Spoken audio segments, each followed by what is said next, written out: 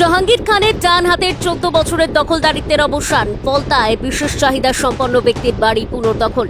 দক্ষিণ 24 পরগনার পলতা বিধানসভার বঙ্গনগর 2 নম্বর গ্রাম পঞ্চায়েতের কাশিমনগর এলাকার বিশেষ চাহিদা সম্পন্ন বাসিন্দা দেবাশিস মাইতির বাড়ির একটি ঘর প্রায় 14 বছর ধরে জোরপূর্বক দখল করে রাখার অভিযোগ ওঠে পলতা জাহাঙ্গীর ঘনিষ্ঠ জহিরুদ্দিন হালদারের বিরুদ্ধে। দীর্ঘ প্রশাসনের দ্বারস্থ হয়েও সুরাহা না হওয়ায় মুখ্যমন্ত্রী শুভেন্দু অধিকারীর সঙ্গে সাক্ষাৎ করেন বিশেষ চাহিদা সম্পন্ন ব্যক্তি দেবাশিস মাইতি। শেষ পর্যন্ত স্থানীয় বাসিন্দা ও হিন্দু জাগরণ মঞ্চের সহযোগিতায় তিনি সম্প্রতি নিজের ঘর পুনর্দখল করেন। দেবাশিসের অভিযোগ, ঘর পুনরুদ্ধারের আগের রাতে জাহিরুদ্দিন হালদার ও তার অনুগামীরা তাদের বাড়িতে হামলা চালায়। তবে পরিবারের সদস্য ও স্থানীয়দের প্রতিরোধে অভিযুক্তরা পালিয়ে যায় বলে দাবি তার। ঘর পুনর্দখলের সময় বিশ্ব হিন্দু পরিষদ, বজরং দল এবং অন্যান্য সংগঠনের প্রতিনিধিরা উপস্থিত ছিলেন। ঘটনাকে কেন্দ্র করে পলতা এলাকায় চাঞ্চল্যের সৃষ্টি হয়েছে। যদিও অভিযুক্তদের পক্ষ থেকে কোনো প্রতিক্রিয়া মেলেনি এবং প্রশাসনের তরফে এই প্রতিবেদন লেখা পর্যন্ত আনুষ্ঠানিক কোনো মন্তব্য করা হয়নি। দক্ষিণ 24 পরগনা থেকে গোপাল শীলের রিপোর্ট, ডিএন নিউজ বাংলা। 14 বছরে যে নির্যাতন সহ্য করেছি, সব থেকে বড় যেটা হচ্ছে আমার বাবা আজ ওই নির্যাতনের শিকার হয়ে আমার মতো শারীরিক অক্ষম হয়ে গেছে, হাঁটাচলা করতে পারে না, ওদের মারে। কিন্তু সেই জায়গা থেকে আজকের আমি মাননীয় মুখ্যমন্ত্রী শুভেন্দু অধিকারী মহাশয়ের আশীর্বাদে, বর্তমান বিধায়ক দেবাংশু পাণ্ডা মহাশয়ের আশীর্বাদে, আমাদের যিনি মহারাজ আছেন এই মহারাজের আশীর্বাদে সেই উদ্ধারটা করতে পেরেছি। এবং আমার পাশে যে বিভিন্ন হিন্দুত্ববাদী সংগঠন পাশে দাঁড়িয়েছে তাদেরকে সাধুবাদ জানাচ্ছি।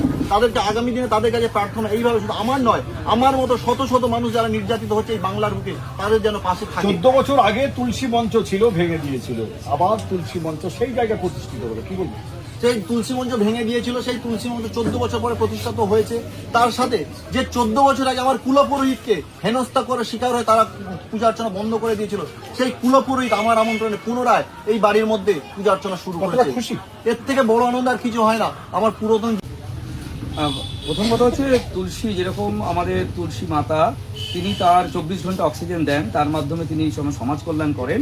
তাই আজকে তুলসী মণ্ডপ স্থাপনের মাধ্যমে আমরা এটা বার্তাটা দিতে চাইছি যে সনাতনত্বের যে মহিমা গৌরব, তার মাধ্যমে যেন সমাজ এইরকমভাবেই ফুলে ফলে পল্লবে পর্যবসিত হয়, সেটা একটা বার্তা দেওয়ার চেষ্টা করা হয়েছে। আর যে 14 বছরের কথা বলেন, আমাদের পাশাপাশি মনে রাখতে হবে যে 14 বছর আমাদের যাবজ্জীবন কারাদণ্ড কিন্তু 14 বছরে সর্বোচ্চ সশ্রম কারাদণ্ড।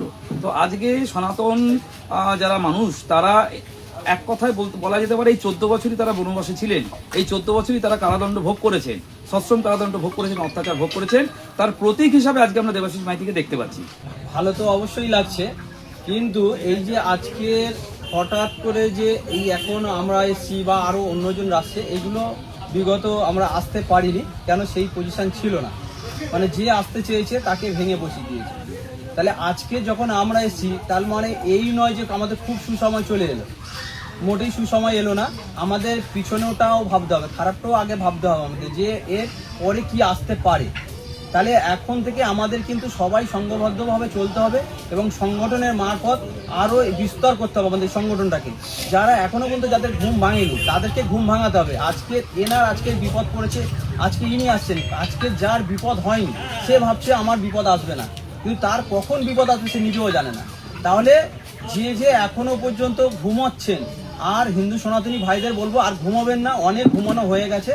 এবার অন্তত উঠুন, একটা আমাদের প্ল্যাটফর্ম এসছে, সময় এসছে ঘুম ভাঙার এবং সংঘবদ্ধ হওয়ার। এই সুযোগটা চলে গেলে কিন্তু আর পাবেন না।